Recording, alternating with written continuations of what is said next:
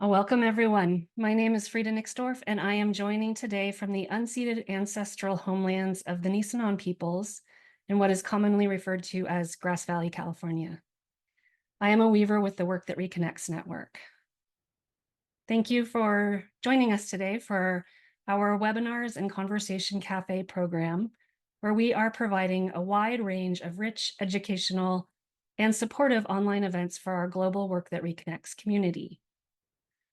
Our intention is to strengthen the web of the community while reaching beyond its current edges to weave deeper connections with others who are contributing to the great turning in diverse and complementary ways. So one of those amazing humans who is doing that is Vanessa de Oliveira Andreotti. And Vanessa is with us today for a webinar on the work of hospicing modernity. So in the Work That Reconnects, we acknowledge that the unraveling of the structures of business as usual is an essential aspect of the great turning, and we are invited to embrace the uncertainty of what lies ahead. But how do we navigate such uncharted terrain? In Hospicing Modernity, Vanessa guides readers through layers of this inquiry and directly into the experience of tenderly extracting ourselves from the entanglements of modernity. How can we see modernity through to its end with compassion, curiosity, and dignity? So with Vanessa here with us today, we will reimagine ways of broadening our personal and collective response to the demise of modernity. Vanessa Andreotti is the Dean of the Faculty of Education at the University of Victoria. She is a former Canada Research Chair in Race, Inequalities, and Global Change, and a former David Lamb Chair in Critical Multicultural Education. Vanessa has more than 100 published articles and has worked extensively across sectors internationally in areas of education related to global justice, global citizenship, critical literacies, Indigenous knowledge systems, and the climate and nature emergency. Vanessa is the author of Hospicing Modernity, Facing Humanity's Wrongs and the Implications for Social Activism. She's one of the founders of Gesturing Towards Decolonial Futures Arts Research Collective, and one of the designers of the Facing Human Wrongs, Climate Complexity and Relational Accountability, available at University of Victoria through continuing studies. So can we bring Vanessa in here? And can we also bring in Azul? Great, thank you. And I want to, Azul is joining us today as well. Azul and Vanessa work together, so I want to introduce Azul as well.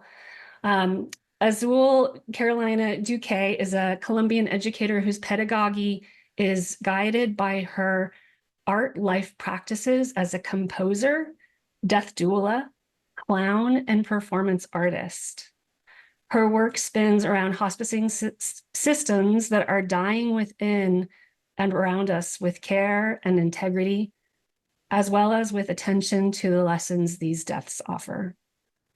Azul is a member of the Gesturing Towards Decolonial Futures, an art research collective that develops artistic, pedagogical, cartographic, and relational experiments aimed at identifying and deactivating colonial habits of being.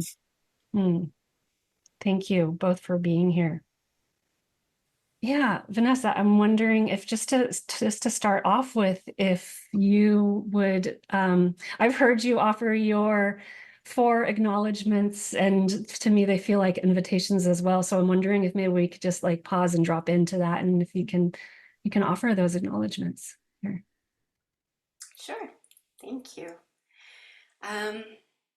So I'll start by saying that it's a pleasure to be here. And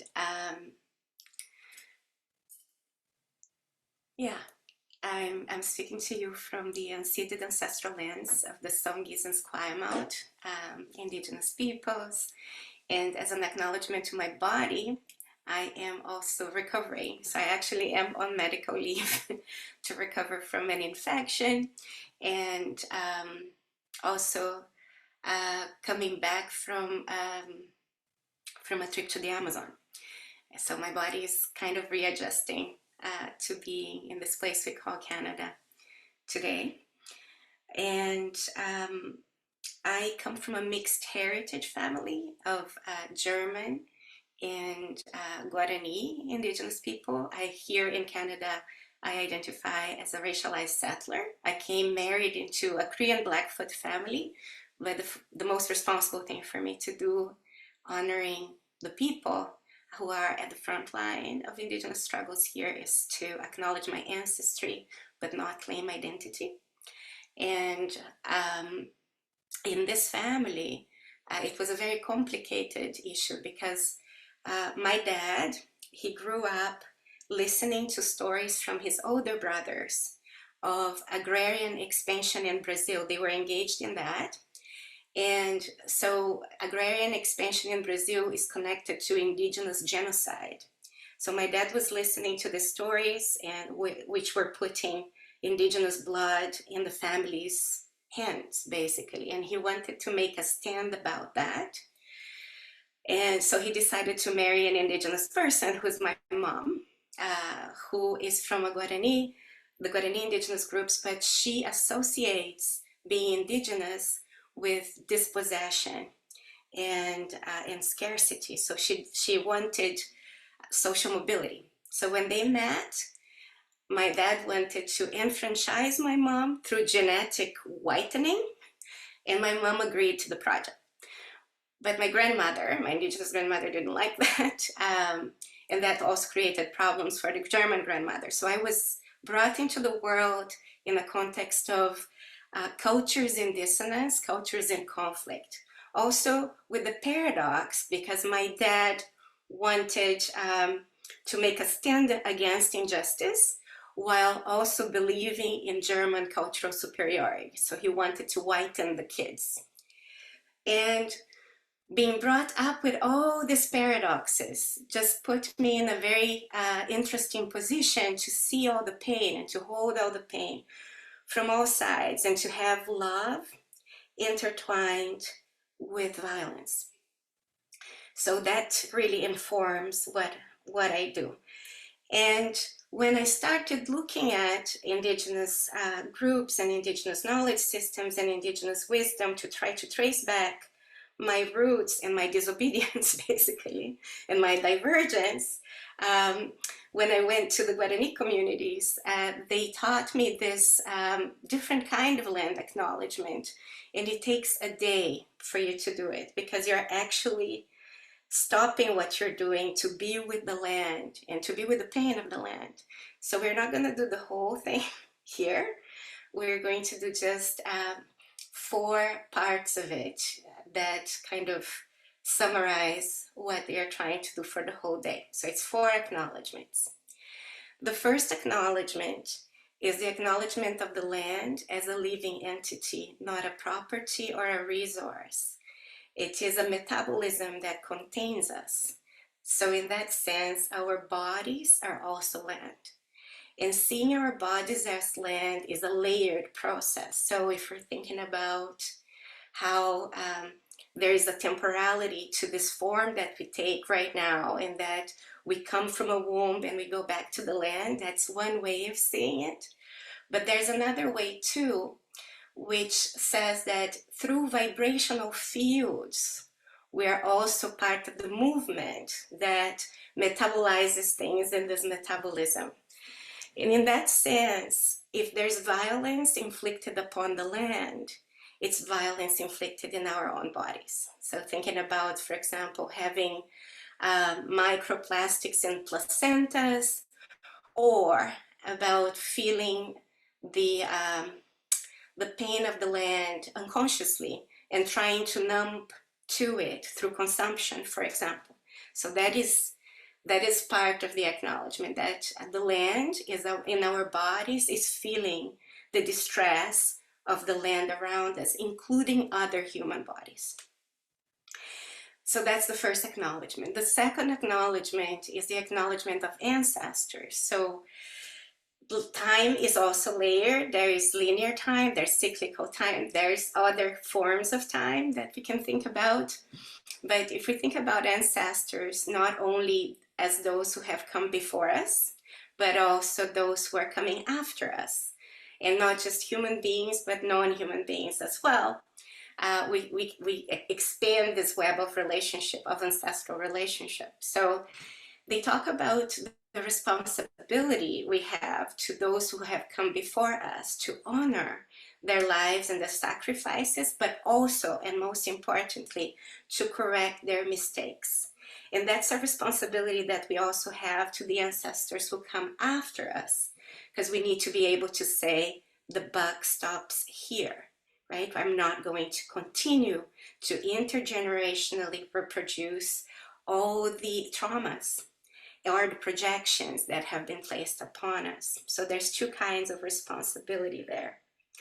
The third acknowledgement is the acknowledgement that for us to be here today, even speaking using Zoom, this depends on a lot of violence. The violence inflicted on the indigenous people of the lands you are coming from, for example, but also the violence inflicted in the communities where the minerals for these computers are mined, and where these computers are going to go back as waste generally to the global south.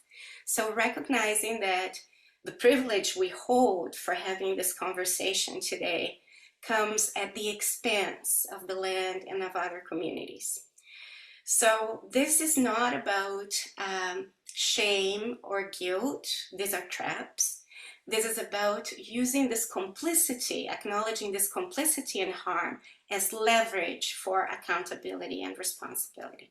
And that's a difficult shift. It's an educational shift we have to make, because generally when we talk about complicity, it kind of becomes a competition for entitlements.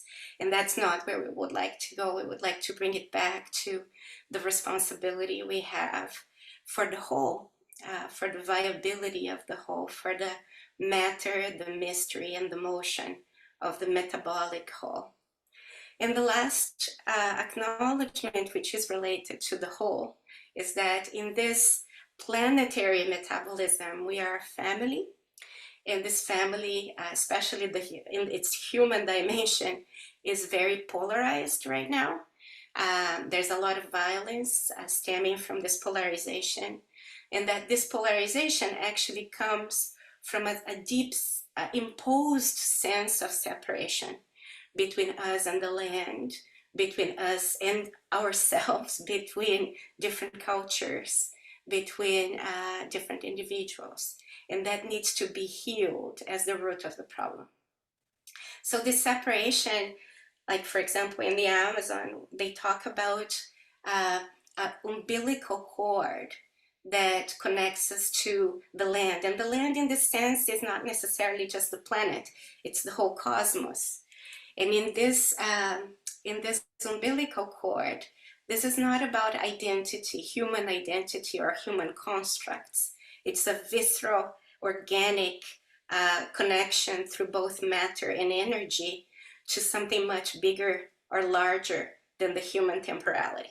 So, and then they talk about us centering there, centering our existence there, rather than centering it on human constructs, because human constructs are inherently always exclusionary.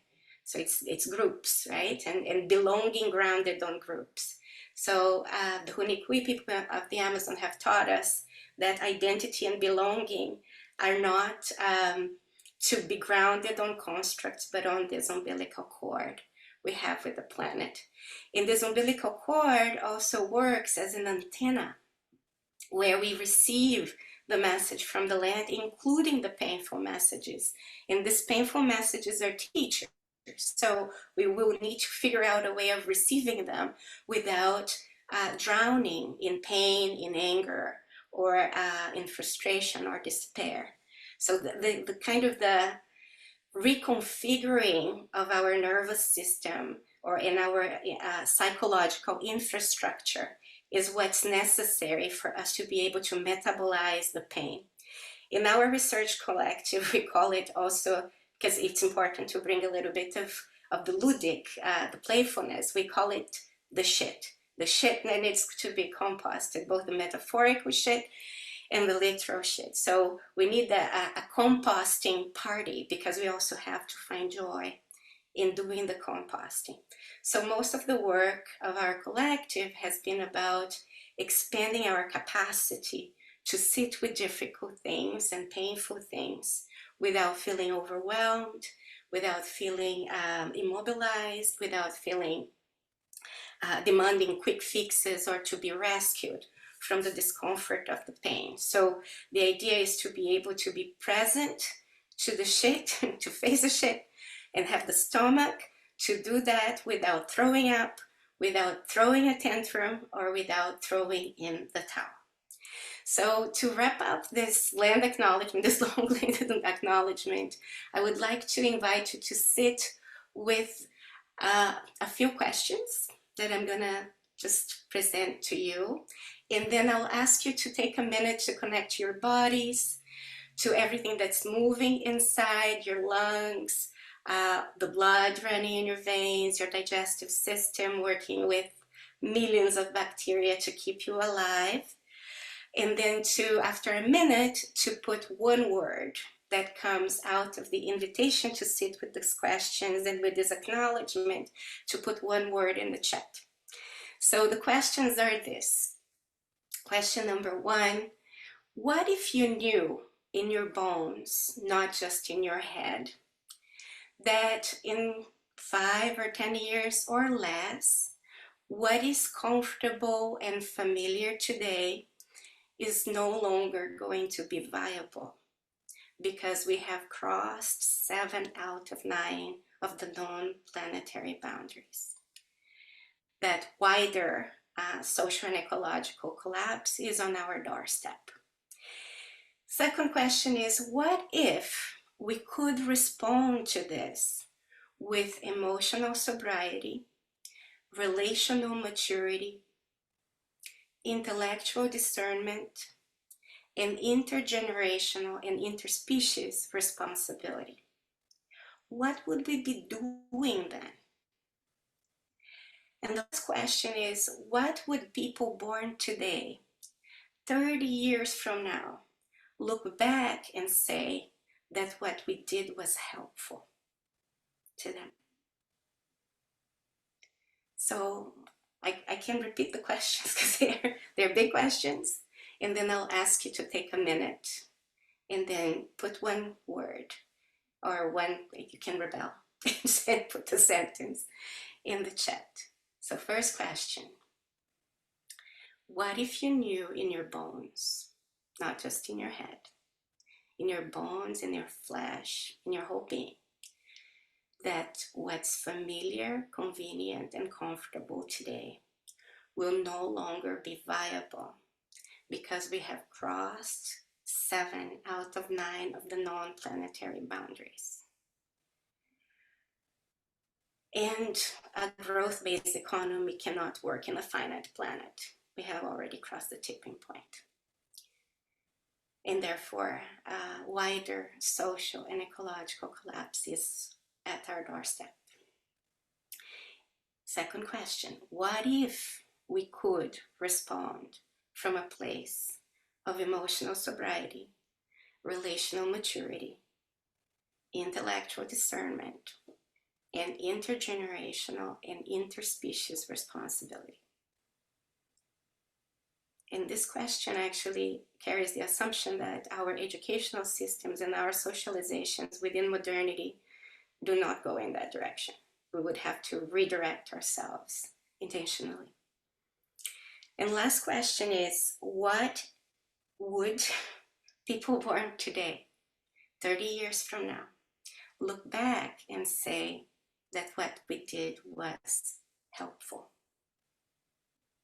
So I'll ask you to take a minute, connect with everything that's moving in your body, your lungs, your heartbeat, the blood flowing through your veins, everything that's happening in symbiosis with bacteria in your digestive system, your muscles, your skin, everything that's changing. And to see how this body receives these questions and receives these acknowledgements. And just take a minute to sit with that. And then when you're ready to put one word or some words on the chat. Thank you.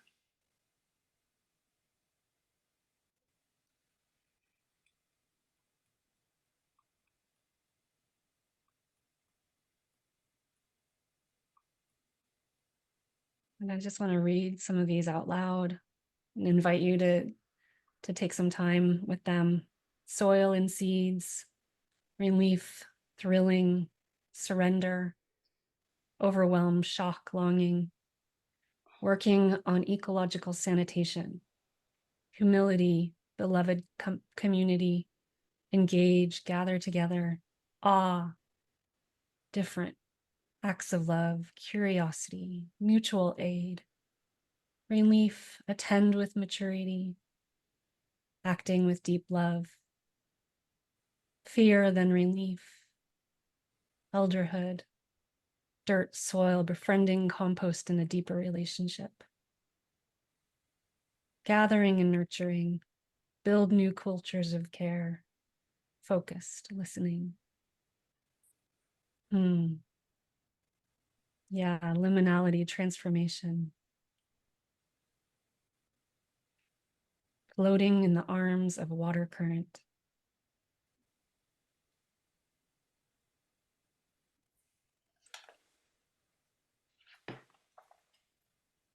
Very wild, stop shopping, determination, energy surge. Yeah, so as we're in the work that reconnects, we have the structural framework of the spiral where we move from gratitude and honoring our pain and into seeing with new eyes and going forth. And so just pausing in this moment and just noticing what's present with the pain, present with all the beauty that's here. Thank you. So Vanessa and Azul, I would love to hear the story of the two monsters. This is what often comes up to me when I hear these acknowledgements, and I would love to hear about these monsters. Thank you, Frida. So I'll read from the book, actually. So this is the book that I wrote, Hospicing Modernity. And the story of the monsters that Frida likes is one that is in a chapter called Faster Than Thought.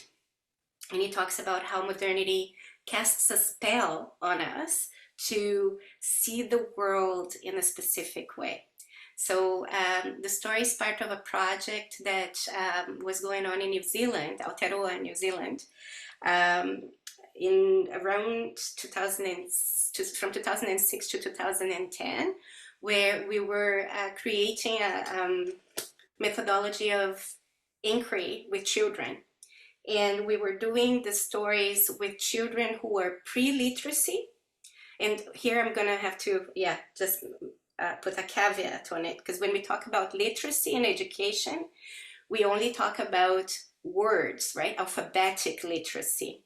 But literacy is about ways of reading the world. So literacies are multiple, and we only value one. The only one that is valued in schooling is the ability to read words from books in a language that already establishes these separations, and that establishes much more than that. So in the book Spell of the Senses of Adam Abrams, he talks about the spell of alphabetic literacy on our senses. So the story of the monsters was done with both pre-alphabetic literacy kids and then post-alphabetic literacy kids to see the difference in the responses to the story. So I'll tell you the story and talk a little bit about how these two different groups responded in that context at that time. So the story of the monsters. The story was about two monsters who were siblings, one green and one yellow. The green monster was obsessed with the form of things, with measuring and documenting everything. The yellow monster was obsessed with the shape-shifting movement of things, with feeling and processing everything deeply. They had an argument about who they thought knew more and better. They decided to make a bet. They would go away for a year, come back with something to show for it, and then ask a panel of judges to decide who won the bet. The green monster knew exactly what to do.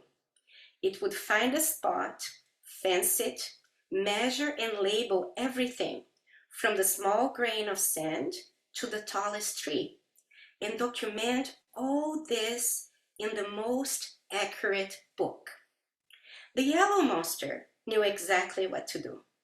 It would travel as much as possible, experience things as deeply as possible, then sit in a quiet place with everything brewing inside, and come back with a captivating song.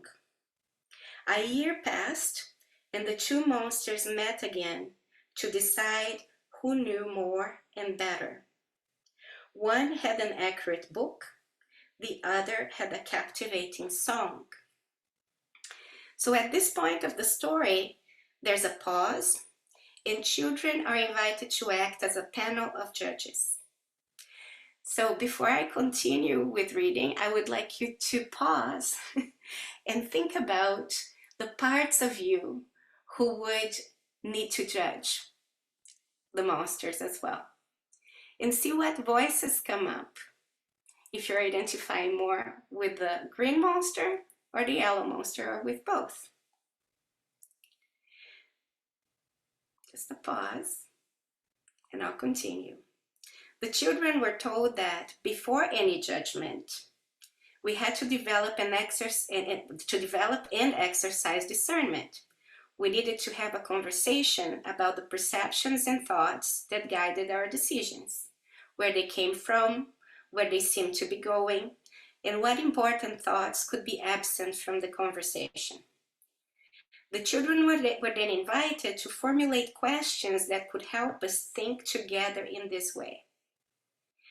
The children who were pre-literacy came up with questions like, what's knowledge? How do we know? What's the knowledge of the book and of the song? Is more knowledge better knowledge? Were the monsters hungry? What were they hungry for? What were they afraid of? Did they miss each other when they were away for a year?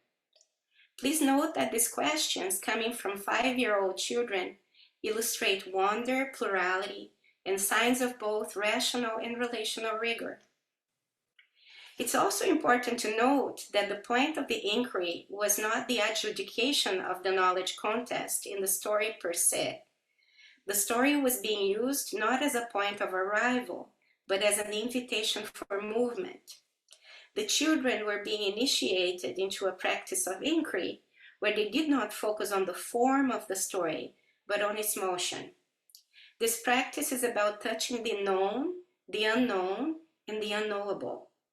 It's about our ability to dance with stories, rather than holding them down with chains of fixed interpretation. Children who knew how to read and write for post-alphabetic literacy approached the adjudication of knowledge very differently. When the story was used in a school with 7 and 8-year-olds, the questions and conversations that emerged were much more predictable. They already knew that the written world, or the written word, represented accumulated knowledge, that accumulated knowledge represented power, and that their role was to seek that power. They were also much more geared towards establishing consensus around the right answer, and already had tactics to shut down dissent. For the vast majority of these children, it was crystal clear that the green monster had more and better knowledge.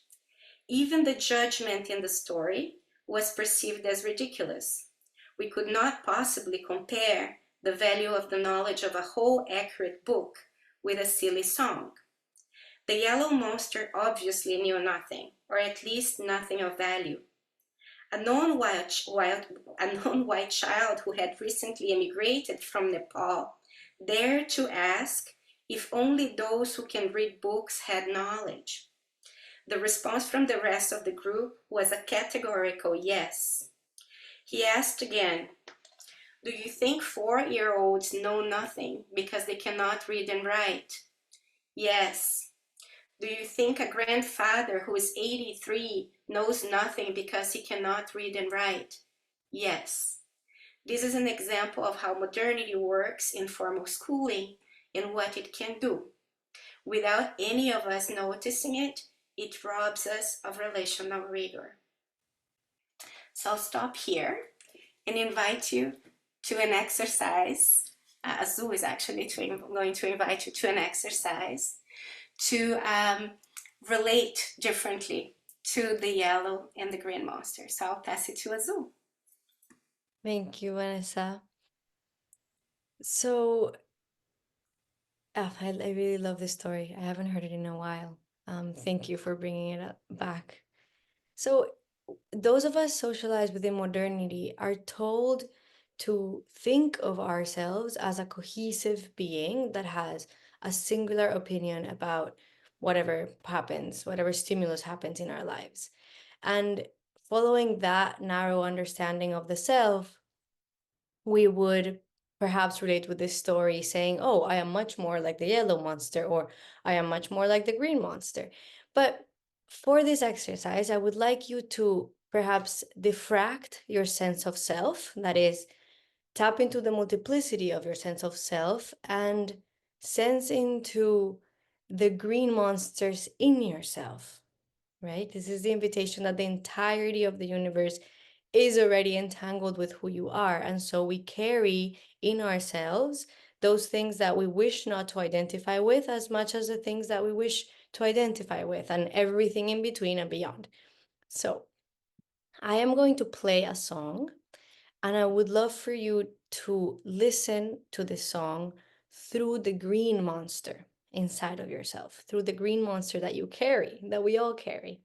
So listen to it looking for meaning, for understanding and measurement. And try perhaps to focus on one of the voices.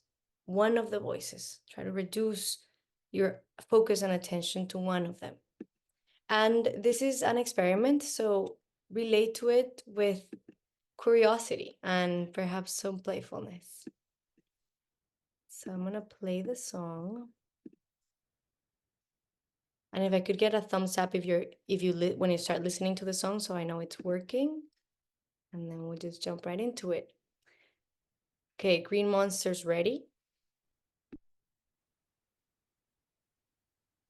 Aine tane na ye. Aine tane na ye. Aine tane na ye. Aine tane na ye. Aine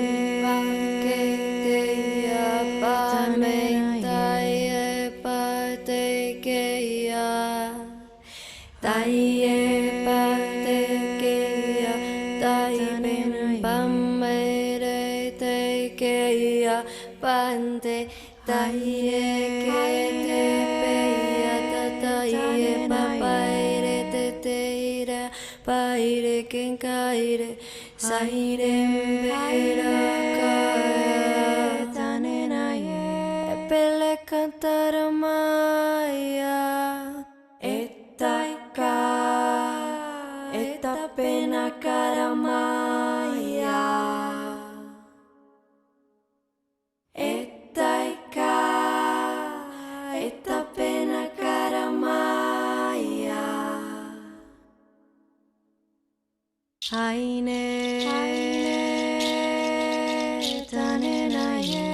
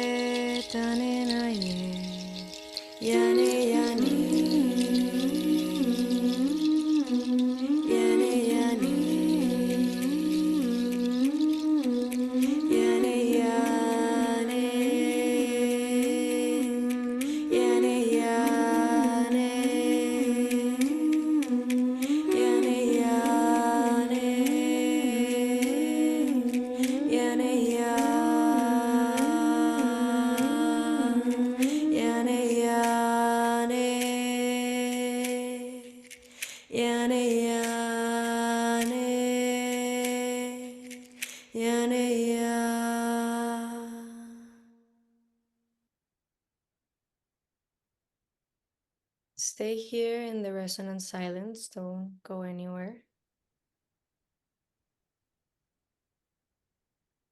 And pay attention to your body sensations. Just take note on this experience. Just notice how it was to engage with this song through the green monsters paradigm. Don't judge, the data is just data, just observe.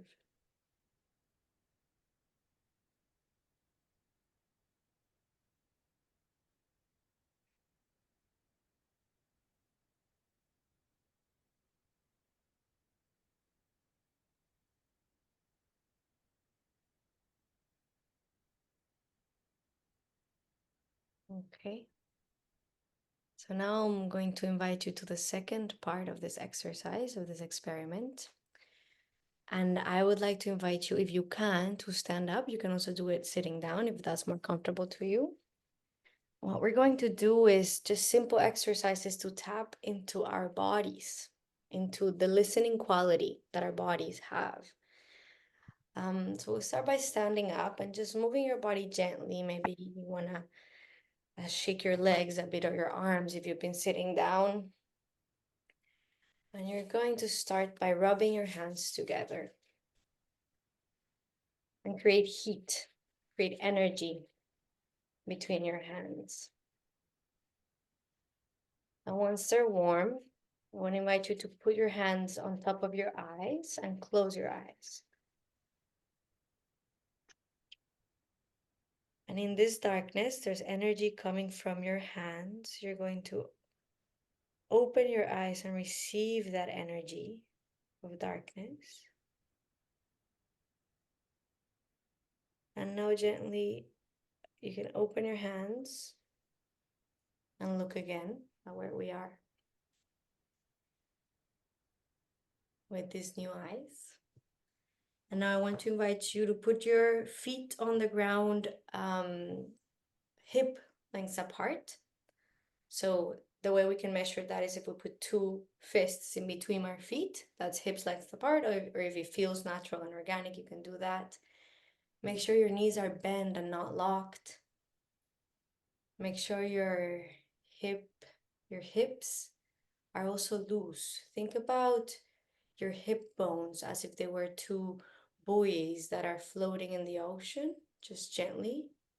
So make sure there's a gentle movement in your hip bones, with your feet on the ground, with your knees bent.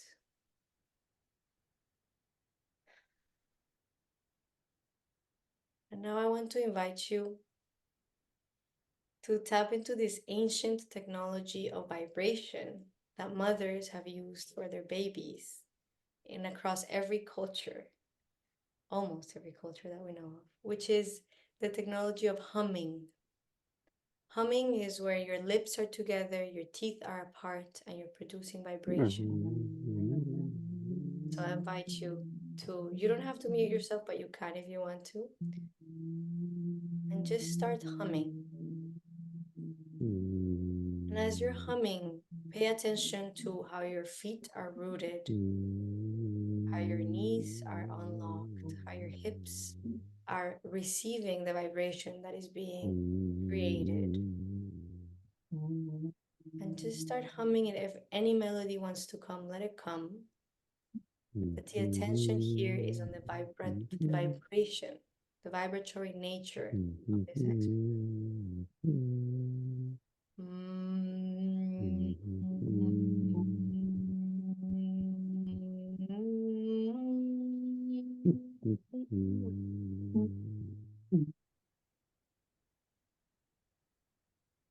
Now I would like you to bring your hands, as you're still humming, closer to your face. Bring them slowly closer to your face and see if you can sense with the palms of your hands before touching the vibration. It requires focus, subtle focus. See, when, as you approach your hands to your face, when you can start feeling the waves of sound landing on your palms. And it might mean that they have to come very, very, very close, but just play with that. Play with that subtle sensation.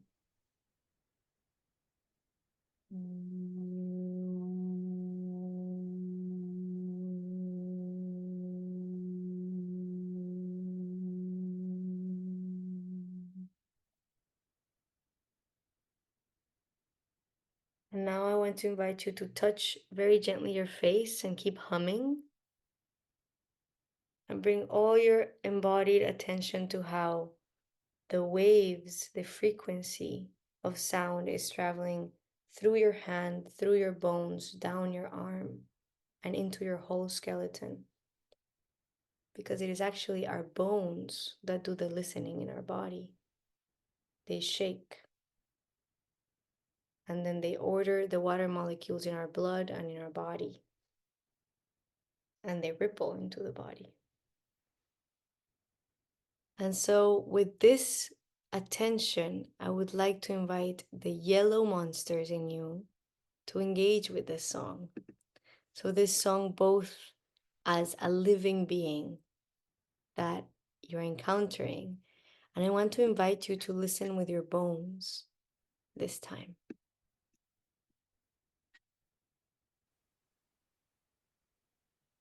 Aine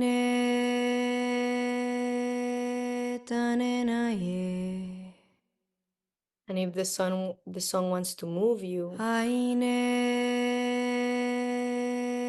tanenaye. Aine tanenaye. Aine tanenaye.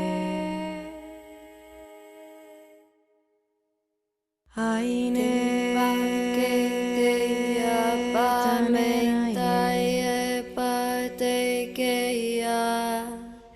Taye patekeya taibim pamere tekeya pante. Taye kete peya tataye papaire teteira paire kenkaire saire mbera kaya tanenaye pele cantaramaya etaika etapena karamaya etaika etapena karamaya Aine tanenaye. Aine tanenaye. Simbarankeya simbarankeya sar. Simbarankeya simbarankeya sar. Simbarankeya simbarankeya sar. Simbarankeya simbarankeya sar. Simbarankeya simbarankeya sar. Simbarankeya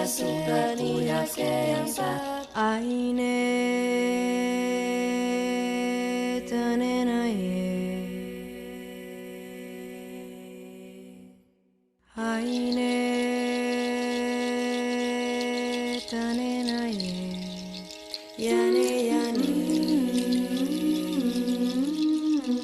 yane yane, yane yane, yane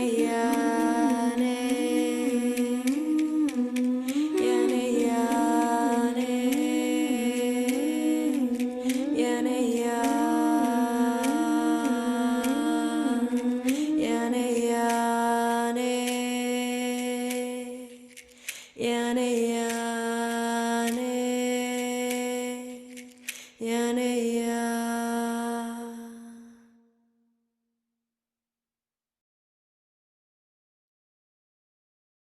Stay here in the resonant silence.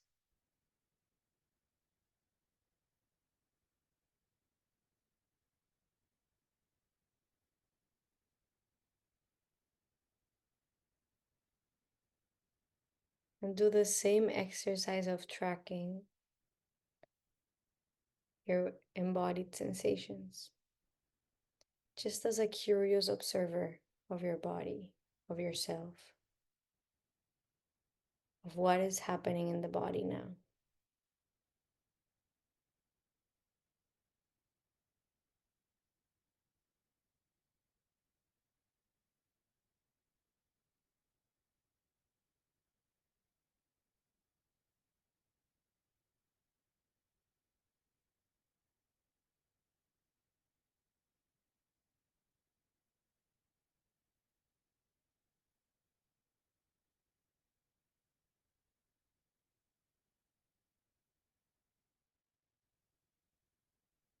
And now slowly begin to come back to the group.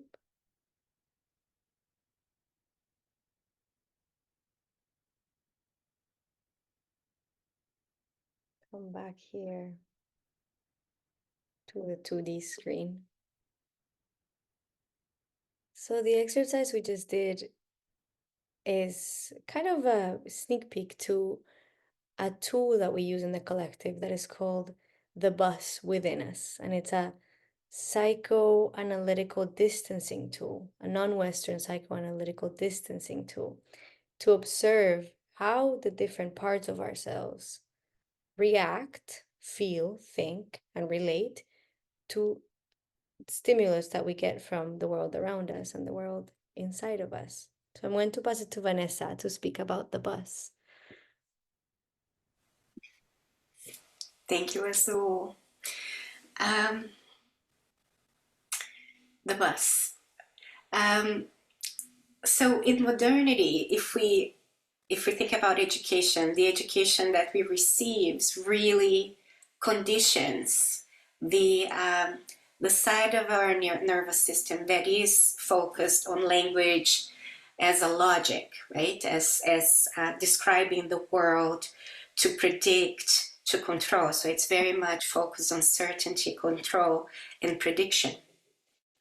Now, when we're faced with complexity, we see the multiple moving layers of things, but what we're trained to do is to collapse these layers into one. So we flatten everything and we impose a narrative of coherence. We edit out what doesn't fit and we police the boundaries of, or the borders.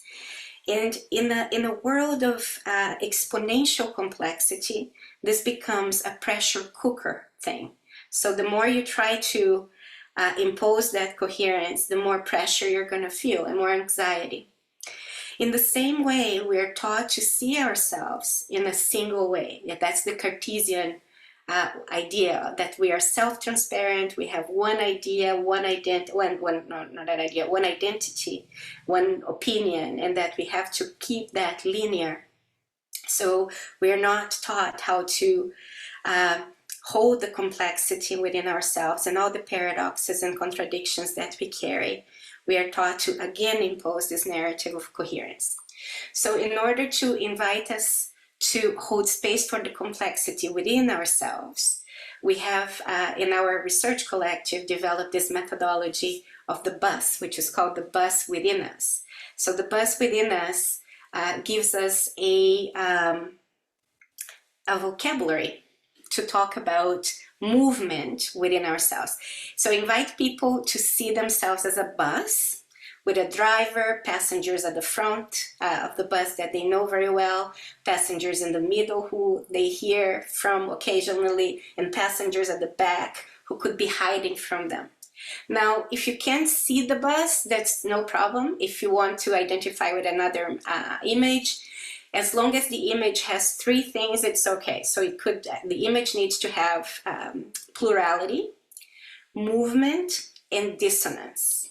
If you can have these three things, it could be an ecology, a forest, it could be an orchestra, and it could be spaceship full of chipmunks. It doesn't matter. The image doesn't matter. Although the bus has been extremely useful for us because it also invites us out of this romanticization of an image. A bus is very trivial, very modern, very much out there, and it invites us to sit with the reality of it rather than imagine, I don't know, a canoe of cedar where I would be going down a river or something like that. So we're inviting us to sit with the absurd, the mundane, the mechanical, as well as the interpersonal, the sweat, the petrol that goes on the bus as well. So the bus then allows us to talk about when we are relating to something or having a conversation. It allows us to say, there's a passenger on my bus who is saying this, and I would like to put this on the table. And then when you do that, it doesn't represent the whole of yourself, and people know that. So it allows you to bring some of the contradiction, complexity, and paradox. But you can also talk about, there's a conversation on my bus happening, or you can talk about what you were learning from observing your bus at that point, which is what we encourage people to do. You can also talk about the movement of the bus. So when we say, for example, check your bus, you can say, oh, my bus is going on a straight line, up a hill, down a hill, it's caught in a roundabout, it's fallen off a ditch, we need to bring it back, it's in the garage, it needs oil, an oil check, or it needs gas, or it's become electrical. And then you can talk about the weather inside, outside the bus, what's going on, if there's a party. And we also have different decks of the bus. So the first deck is about your embodied physical temporality in this body. But then the second deck of the bus is about your ancestors. Your ancestors are also there. Then there's the third deck of the bus, is that the whole humanity is on your bus. The fourth deck, there's humanity and all the other creatures. And in another deck, there is no time or space. So it's everything, everywhere, all at once, all of the time. So you can, as you practice the bus, it can go into these deeper layers.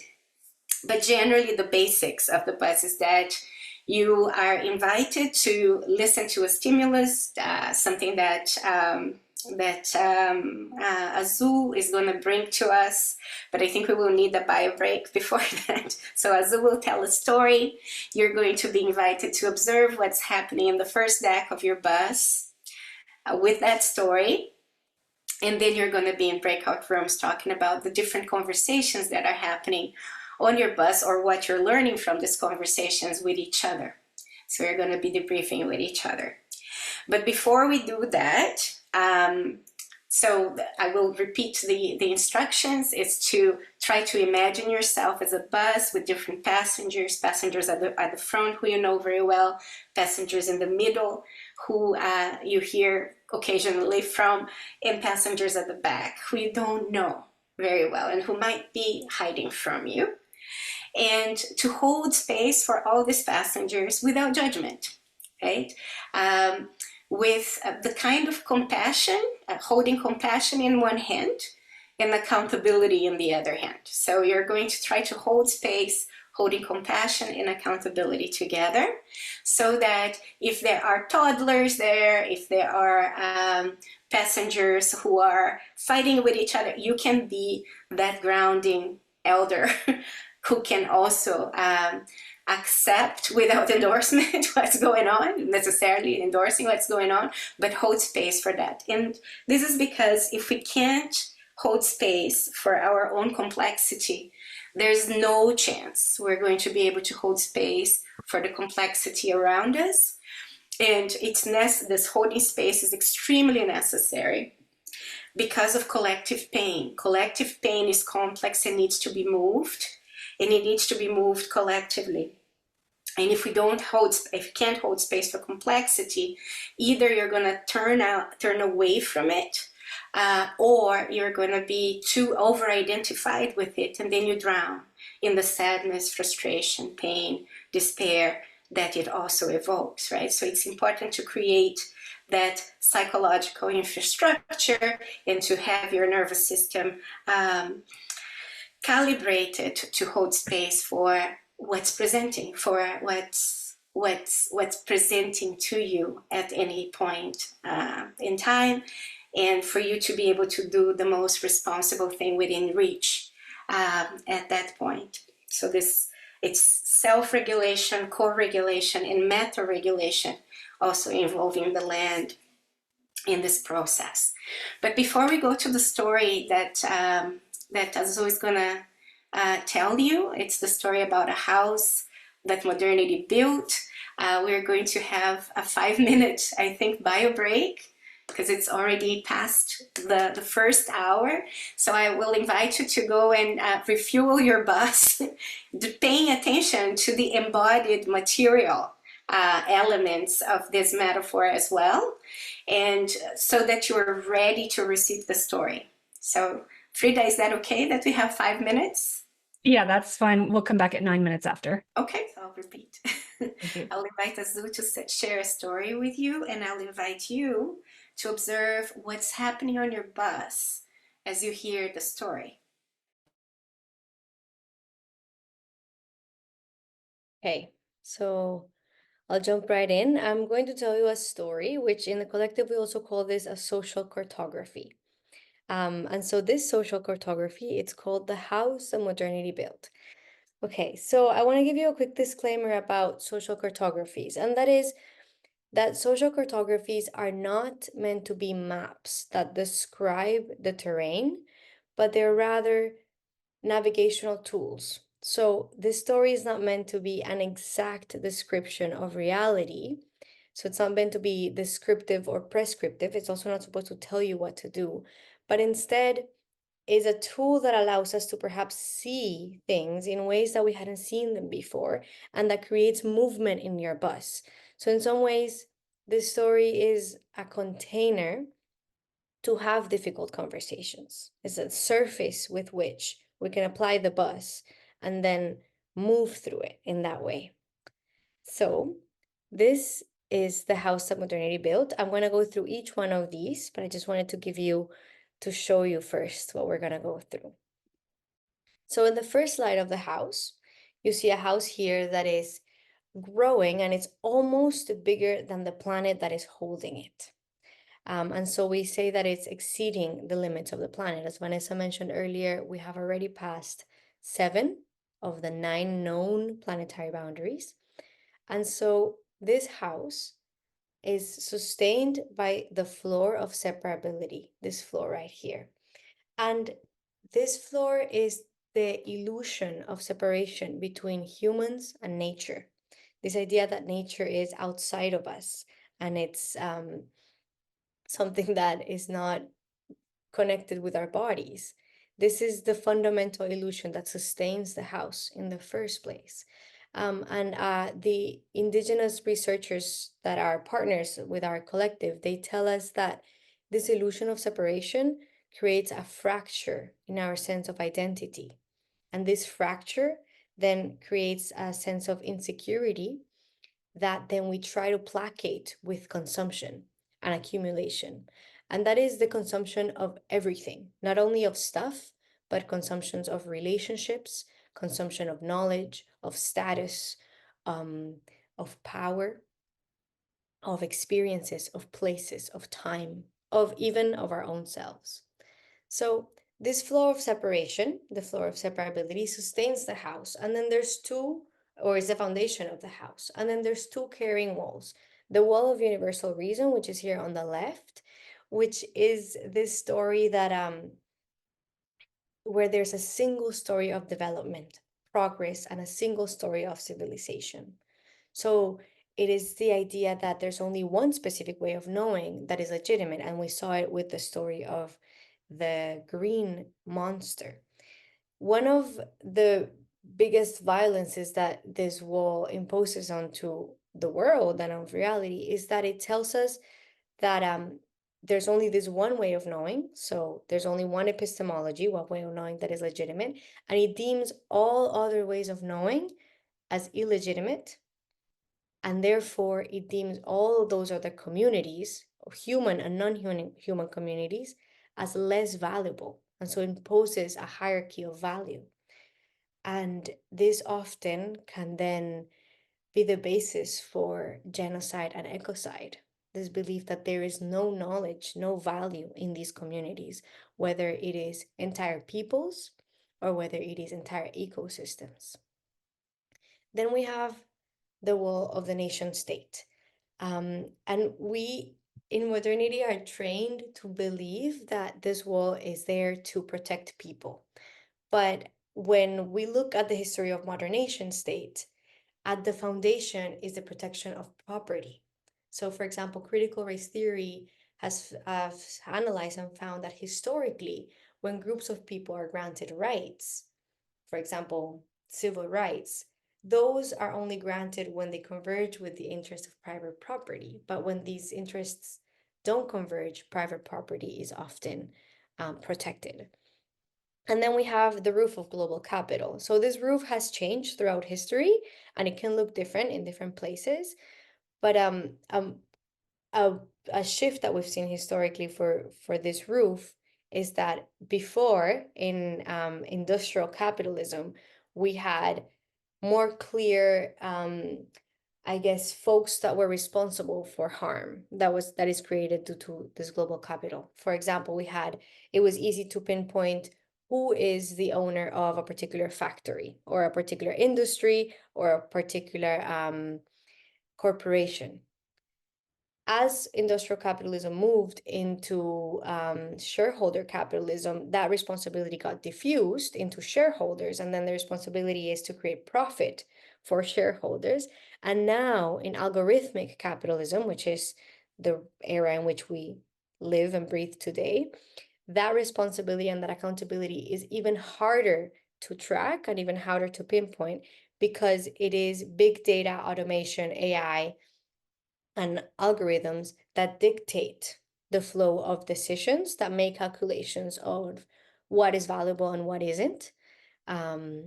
And therefore responsibility is even much more diffused. So this is the first layer of the house, and now let's go into the second layer, which we call the hidden costs of the house. So in this house, we can see that there's two arrows. One arrow on the left that is expropriation. And this layer of the house is very related to what Vanessa was sharing earlier during the land acknowledgement. Is this idea that we in modernity are I was gonna say blinded, but I'm gonna use another word. I guess are numbed to the real cost that our lifestyles bring or that our lifestyles have, whether it is these computers or the infrastructure that build this house where I am at. Let's go with the minerals in my phone that were mined through modern practices of modern slavery. Mining that has uncalculable impacts on the environment and on people. Then the thing that the House of Modernity does is that we are very close to the stage of products that includes the usage of the product, but we're not connected to the extraction and then the waste disposal on those products. And usually the waste disposal goes back to the same communities that suffered from the destitution, the dispossession, the genocide, and the ecocide for us to have those products. And so if the value of my phone is $1,000, the real value of that phone is really not taken into those $1,000 of the price that I'm paying for it. Modern economics calls this externalities.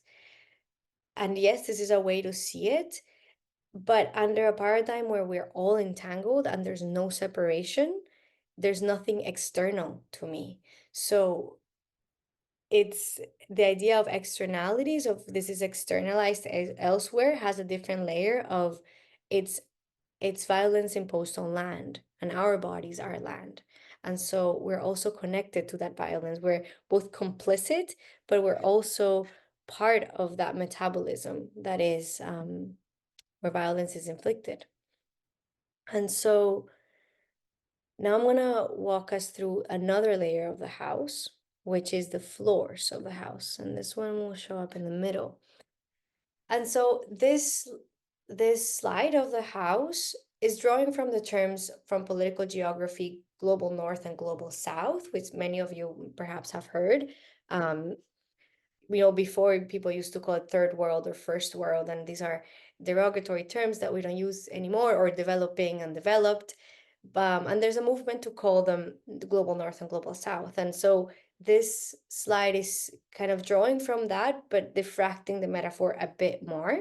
It's still an incomplete description, but it helps us move through it. So in the penthouse of the house up here, we see the north of the north, or we have the north of the north. And this contains folks who have historical discretionary income. So that is intergenerational wealth that has been mostly stolen through colonialism or colonial capitalist practices. And these are folks whose security has until now hasn't really been on the line. Um, Ironically, this is also the community of folks who has the highest impact on extraction and toxic waste disposal, and also the community of folks that usually makes the global decision making on policies and practices. And this is one of the paradoxes of our times. Um, and so then we have underneath here the north of the south, just underneath the penthouse. And the north of the south are folks who are very committed to establishing their financial security and their financial privileges through going up the ladder of social mobility. And this ladder of social mobility, the staircase of the house, is a super important mechanism that the house has, because it is the promise of universal middle class. It is the promise that if you work hard, you'll be able to be part of the north of the north, or have the lifestyle of the north of the north, or at least the north of the south. And the thing is that on a finite planet, to have universal middle class would mean to expand the house, and that is impossible. It's also impossible because that middle class is sustained by folks here on the basement in the house, the south of the north, and especially by folks on the south of the south. So the folks who live in the basement of the house, the south of the north, are those who do the personal cleaning, the cooking, taking care of the children, the driving, are those who are usually have arrived at the house because the conditions in their own communities are no longer livable conditions, often because of the consumption of the north of the north and the north of the south. And when they come into the house, they're usually told that they have to be grateful for the opportunity to even be part of the house. And then we have the south of the south, which are the communities here represented on the earth who are drowning in the sewage of the house. And these communities are those who have been historically and ongoingly bearing the weight of the disposal of the house and the extraction of the house. Some of them are knocking in the house and saying, please let me in, because there's no other no other place to go. And others are protecting those environments that enable life on the planet with their lives. These are the folks who are on the front line, who are whose historically their bones and their bloods have subsidized the building of the house that this house of modernity that many of us have been brought up into. And so I would like here to invite you to pause and just check your bus and check the different conversations that are being had by different passengers that you may or may not like. And that's okay. Don't judge them. Just listen to what they have to say. Listen to how the different passengers interact with one another and try to see what you can learn from being an observer of those conversations. I'm just going to give you a few seconds here to check your bus.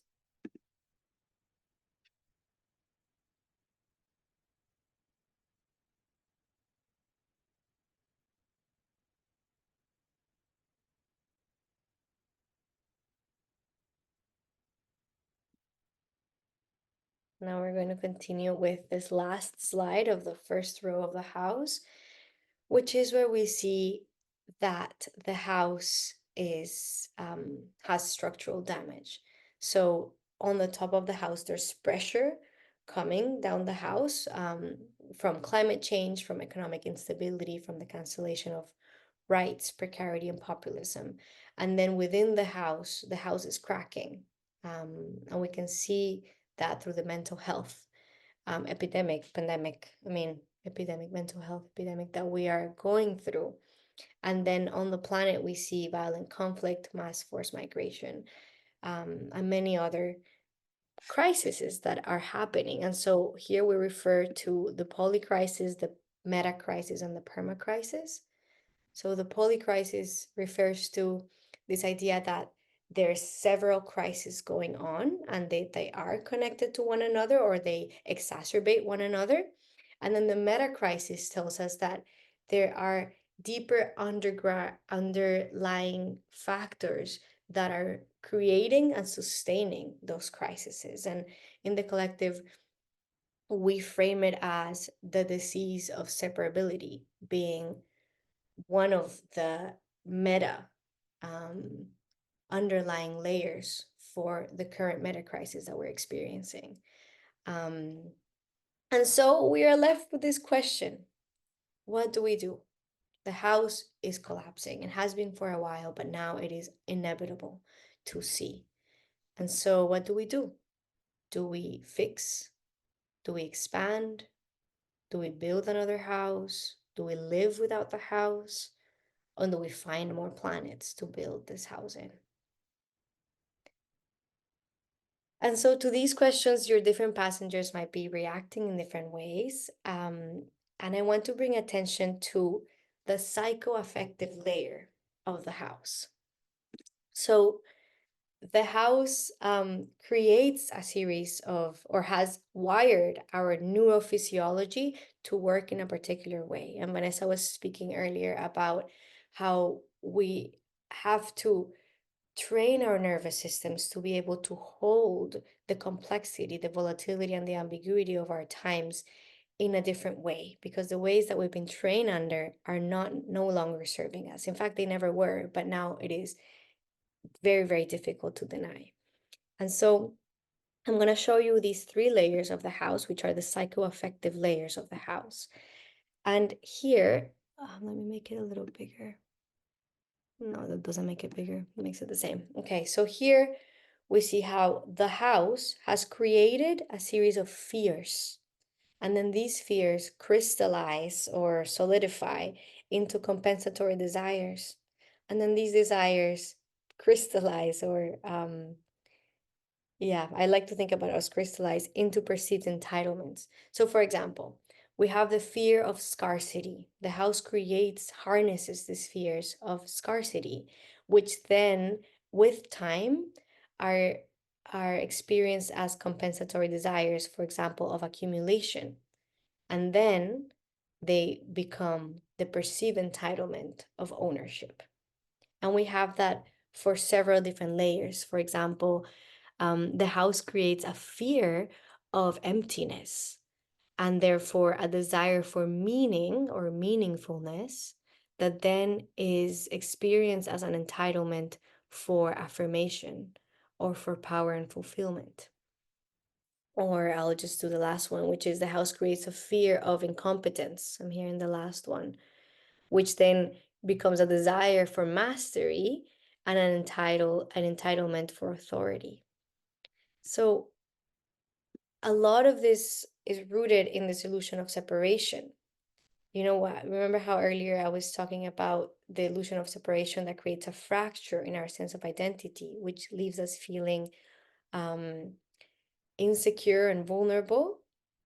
And we try to find that security through the mechanisms that we know under the House of Modernity, which are these mechanisms. This creates a feedback loop that then reinforces itself. When really what we're yearning for is a metabolic entanglement. So in other words, we're seeking to belong when we already belong. We already belong to a system. We are already nested within a living metabolism, a complex web of relationships that we are a very small, acute, empathetic part of. But we're told that we're not. We're severed from this relationship, and this fuels a series of violent behaviors and desires. And so from here, I'm going to pass it over to Vanessa again, who is going to weave this story into how we relate to hope. And before I pass it to you, Vane, I want to repeat the question that you brought at the beginning before we go into the hope jars, which it is something along the lines of, what if you knew in your bones, in your flesh, not just in your mind, that the comforts, what is convenient, what is comfortable, and what is possible today won't be in the next 10 or 30 years, because we have passed 7 out of the 9 known planetary boundaries, which means that social and environmental collapse is at our doorstep. Thank you, Azul. So to wrap up the story of the house, we're going to present you with an invitation to hold hope differently and to see the different layers of hope, not just as one thing, but as many things at the same time. And we developed this exercise based on the house called the Jars of Hope. And I'm going to ask you to imagine you have 10 beans of hope in your hands, and I'm going to be explaining each of the jars. So we're going to put the 10, you're going to have to divide the beans and put the number of beans you want in each jar, but understanding there's only 10 in your hands, and there's 3 jars. So the first jar of hope, Azul, can you, yes, thank you.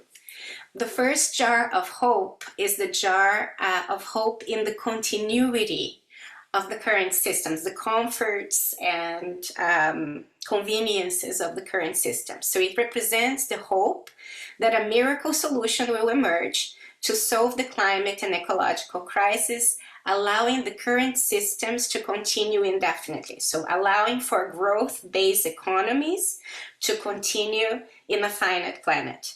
This could involve technological fixes, political solutions like zero or green growth, or even drastic measures to reduce the human population. So that's hope in continuity A.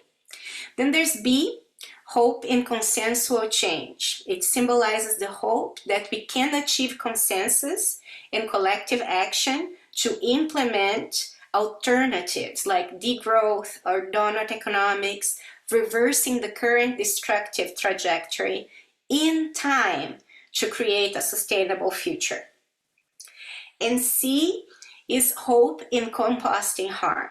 So it embodies the hope that, having surpassed critical tipping points, we will learn to live differently by facing and digesting the consequences of harmful actions. So the hope here is that it's by going through the composting that we will learn what this alternative is, but also having to face and be taught by these consequences. So this involves healing and transforming our relationship with the planet through deep psychoaffective and systemic change, but it's change that cannot be agreed on the outset, like in jar B.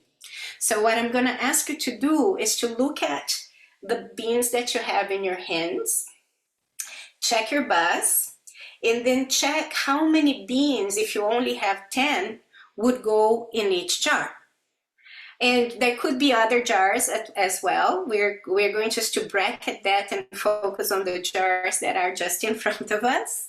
But if you had to make a distribution right now from where your buzz is right now, because in 5 minutes it could be somewhere else too.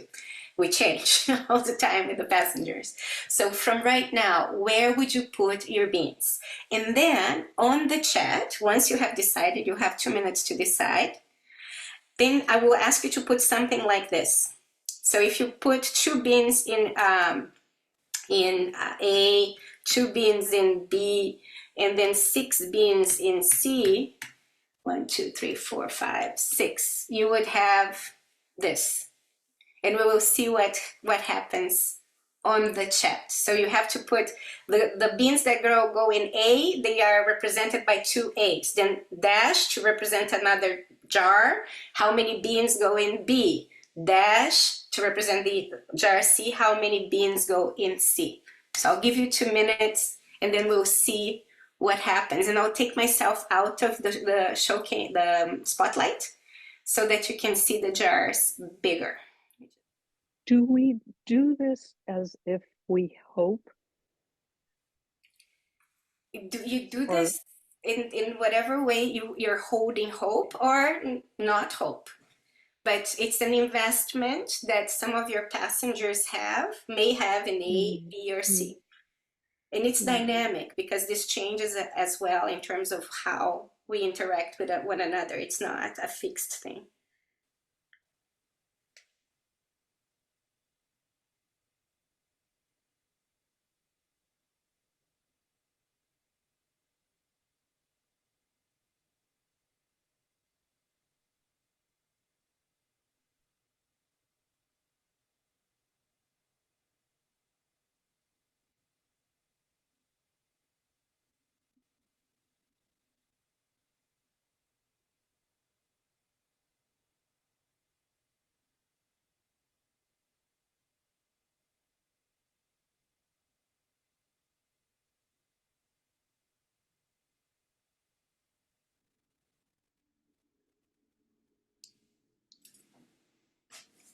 So I'll invite you to just hold what's happening on the chat with all its layers of complexity. And as you observe the chat, you reflect on the story, you reflect on the jars exercise, check your bus and see what kinds of conversations are happening in there. And then you will be invited to join breakout groups for 10 minutes, just to try to reflect with each other what you are learning from observing your own bus. What's happening on your own bus through your, by holding space to your own complexity. So we will be back. So you're going to be, those of you who have decided to go into a breakout groups, we're going to be there for 10 minutes. Those who don't want to be in breakout rooms, who have the asterisk, then have 10 minutes of a break, but we're going to be back here at 11:47 and open up to Q&A. So welcome back. We will have a 10-minute Q&A and then we will finish and wrap up with a song from Azul. And I will put on the chat a link to Slido. So Slido is where you can ask a question and then you can vote questions up. And that just makes it easier for everybody to choose the questions that we're going to do. And remember that we only have 10 minutes. We normally bring folks in, but we do only have a few minutes. So maybe we could just start with the questions at the top. How does systemic change emerge from composting the harm? I'll ask Azul to get us started. Yeah. So we're going with the first one. How does systemic change emerge from composting the harm? Oh, wow.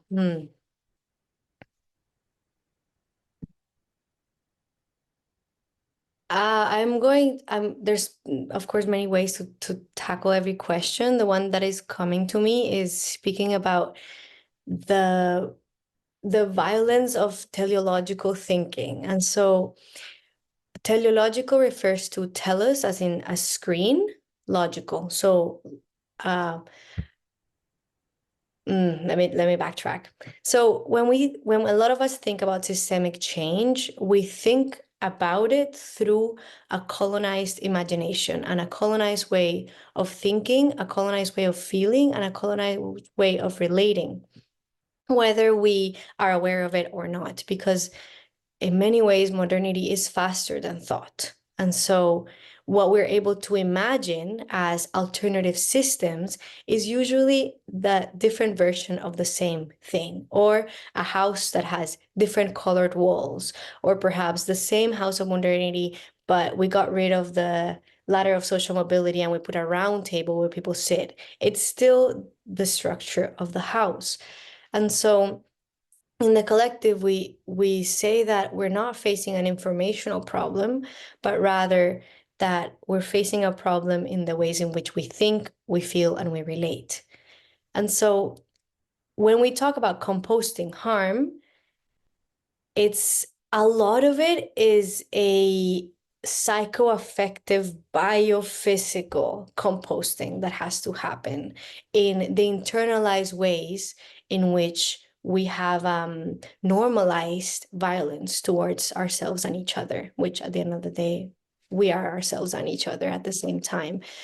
And so to be able to sit with complicity in harm and complicity in violence without going to guilt or shame, because guilt or shame, again, are centering ourselves into what we're working with. But if we can sit with complicity in violence and be pulled from a sense of compassion and accountability, that is already reshaping and shape-shifting the ways in which we relate to systems. If we are able to move, perhaps not being guided by the political grammar of modernity, which is authority, the demand for arbitration of justice, the demand or the need for accumulation.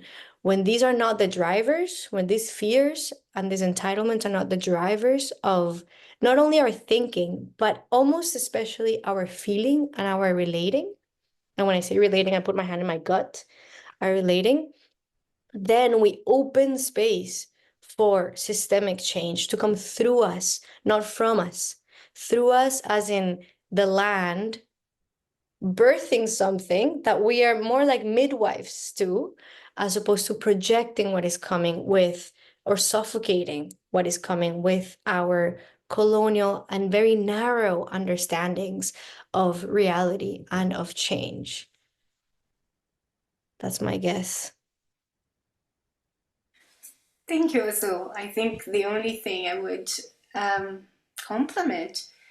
So from the book, we talk about hospicing modernity as a way of interrupting investments in the projection of modernity's continuity. So it's putting something in palliative care to learn from its mistakes. Everything that was hidden before is now, through the composting, going to be revealed. All the harmful choices for generations, all the violence we have inflicted on the land, on our own bodies as land, it's all going to come to the surface. And then when we talk about it, we say that we need to learn from recurrent mistakes of the past in order to make different mistakes in the future, not the same mistakes. And as we're hospicing a system that is dying, we need to pay attention to the prenatal care that is necessary to what the earth is gestating. And that could be potentially wiser, but not necessarily, because it depends also on our ability to learn or to be taught by the mistakes we've made in the past. So without this ability to sit with everything that is fractured, it's broken. So we talk about being able to hold space for humanity within ourselves and around us, for the good, the bad, the broken, the ugly, the messy, and the messed up of humanity within ourselves and around us, as a way to create the responsibility leverage to express ourselves differently, to show up differently, which also requires a neurogenesis, so a restructuring of our neurobiological configuration. So in the end, it is a different genetic expression that is necessary for us to relate to the planet in a way that is not based on this imposed sense of separation. So it's different neurochemical and neurophysical processes that are going to be required. So if we continue to operate from a narrow boundary intelligence of modernity, projecting change as linear, as human-centered, as projective, based on certainties, control, and predictions, we're going to have more or less always the same result because the way of being hasn't changed. But if we start from the premise that the problem is relational rather than cognitive, then we bring attention back to the body. So in the Amazon, for example, they talk about Western education being about educating the head so that the body follows. And in their education, the Hunikui people of the Amazon, they say they educate the gut so that the heart is filled with that sensorial charge, and the head is the one that follows. So the articulation is not what creates the future, it's the quality of relationships that you build from the ground up. So figuring out a way to move us from the imposed sense of separation to sensing in our guts that we are entangled with everything is the kind of education that we're talking about. So I think we can take only one more question, probably. Sorry. We have so many beautiful, brilliant questions here, but I also know we want to have time for a song and we want to honor your time. I know, Vanessa, you've been unwell, so I want to make sure that you're able to take care of yourself. We will be hosting a conversation cafe. Azul and Vanessa, you are more than welcome to join us next week at the same time. But we will be collecting these questions and the resources and questions in the chat, and we'll bring those with us. So that's next week at the same time. Should we move into song for closing?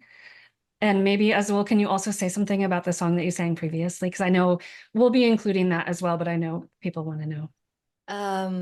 What can I say? The song that was played earlier, it came through me when I was in ceremony, and I just hit record and looped around what felt like different voices in my voices that I didn't know. So it's in a language that I don't consciously speak. Don't really know what language that is either.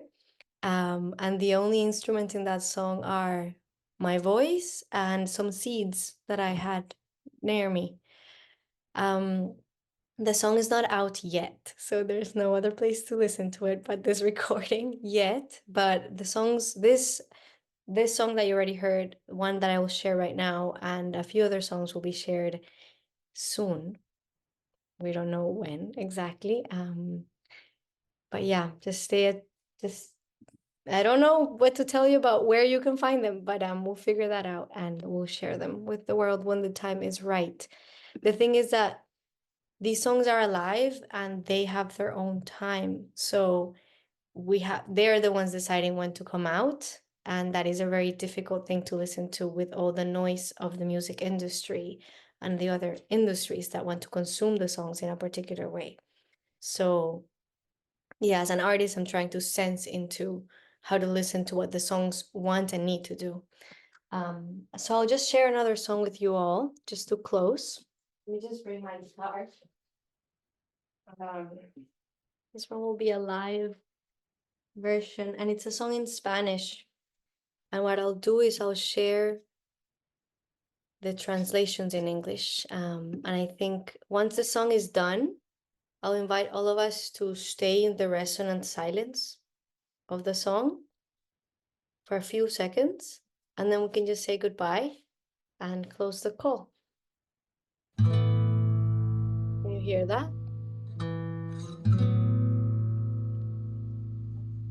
I'll send the lyrics on the chat.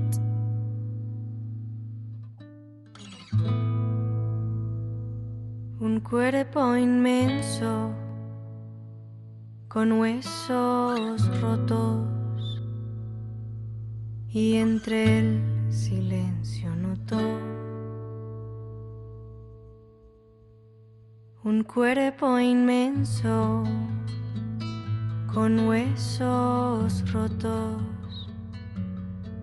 y entre el silencio notó que somos adictos al poder, al placer de no ver que mi arrogancia es culpable de tanta escasez.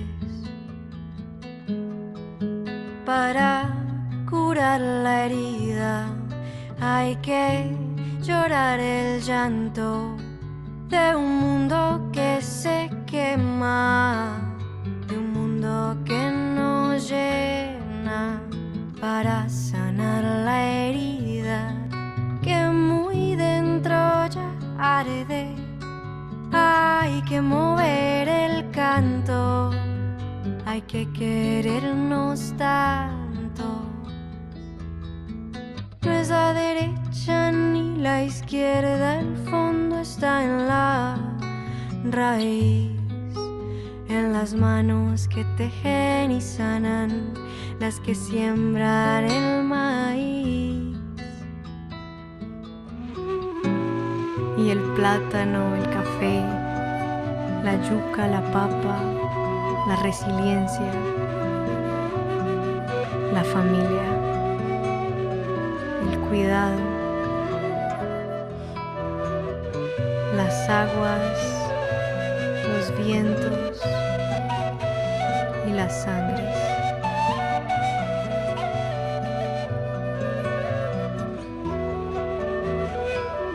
Un mundo que se quema, un cuerpo que se inunda.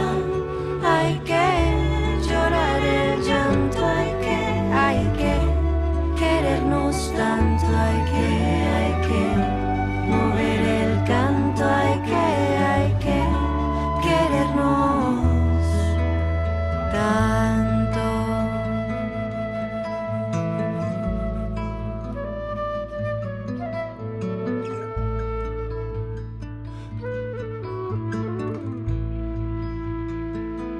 Un cuerpo inmenso con huesos rotos, y entre el silencio notó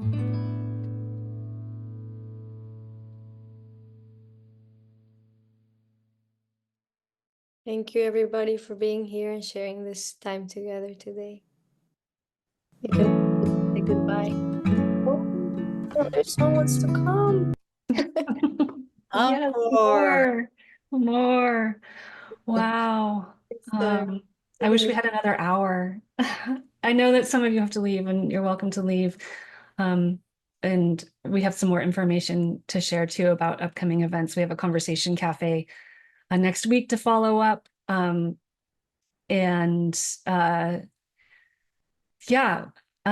put lots of information here in the chat with links. Vanessa and Azul's course at University of Victoria.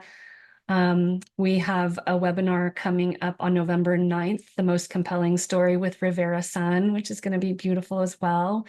We would love to welcome you there. So all those links will be going in the chat. And I just want to take a moment to thank you, Vanessa and Azul. Azul was a wonderful surprise yesterday when Vanessa and I met yesterday.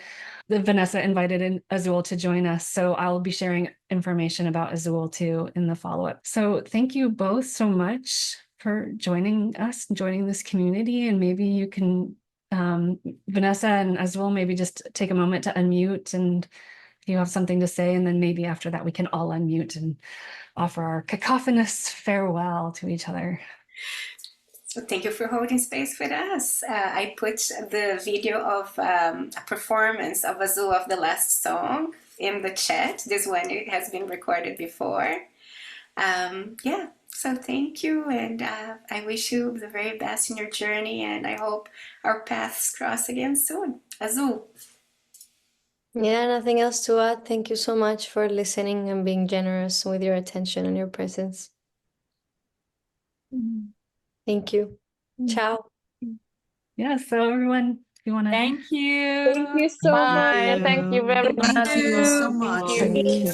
Thank you. Thank you, so everybody. much. Thank Thank you so much, everyone. Here Bye. and be with all of Thank you. you. Thank you. Blessings on the journey. Thank you. Thank you. Molto obrigado. So thank you for joining us today. To learn more about the Work That Reconnects webinars and Conversation Cafe program, please visit our website at workthatreconnects.org. We welcome you to become a community member of the Work That Reconnects network. Visit us at workthatreconnects.org/become a member for more information.